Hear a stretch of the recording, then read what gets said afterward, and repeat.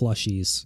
I'm a sucker for them. I'm also a sucker for anime, Komi Can't Communicate especially, and you know what doesn't go together well in production companies? Plushies and anime. Luckily, I know what the Komi fans want, and it's not these lame official cheap pillows you can find for $5 at your local Five Below, which technically isn't even below 5 anymore. I mean the good ones. High quality, made with love by people who have a passion for the series. Seriously, I could literally make pillows with Komi prints on them and sell them easily myself. But I happened to buy all of the ones I could find, and now I guess I have all of the official Komi merch. I thought since everyone is waiting a decade and a half for the next season to release, I'd design some cutesy, chibi-ish plushies for my community to see while they suck their thumbs. Before we get any further into the video, I'd like to clarify that these are fan designs that are not meant to be taken seriously. The first character I decided to start with is the one and only goddess herself, Komi-san.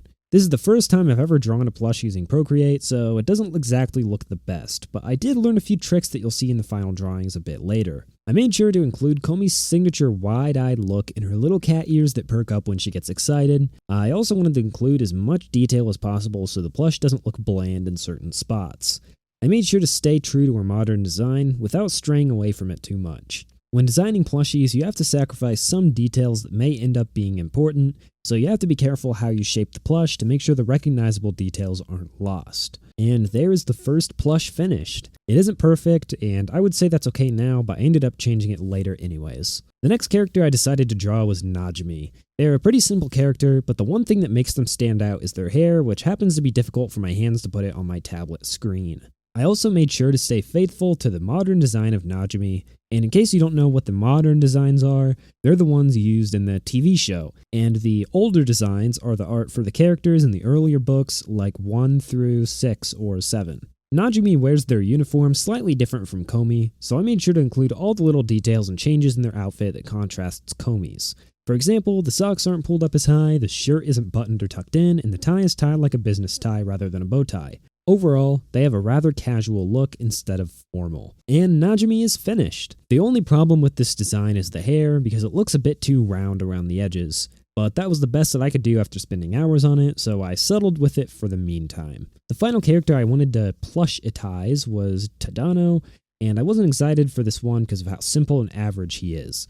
But I did my best to include all of the details that make him semi-special. I made sure to include his little flower he wears in his hair and his tie. You know what, I'll just fast forward to the good part, and that's when he is finished because there's actually nothing interesting to say about his design except for the fact that I used thinner lines for the inside and thicker lines for the outside. And there he is. Even though I wasn't excited to draw him at first, he actually turned out looking the best. And you know what that means? It's time to redraw Komi. This time, I took the first sketch of Komi and inked over the sketch again with the new technique, thicker lines on the outside, thinner lines on the inside. I also changed the colors to match Komi's color scheme a bit better, and the highlights in her eyes switched to diamonds for a more authentic look since her eyes shine similar to that in the manga. The colors in the previous design were a bit too saturated anyways, so changing it up a bit and balancing it all out made it look a lot cleaner and easier to look at. And there she is, looking a lot cuter and better in general. And I'm already falling in love with these designs. But I would feel guilty if I left out Najimi for their own makeover as well, so I built up my courage and re-inked their sketch as well. Nothing too special about this one, I just changed the inking style to match the others, and this also gave me the chance to fix their hair. And Najimi is fixed and is looking pretty sharp, and looking at Komi and Najimi side by side, the newer ones are looking a lot better than the older ones.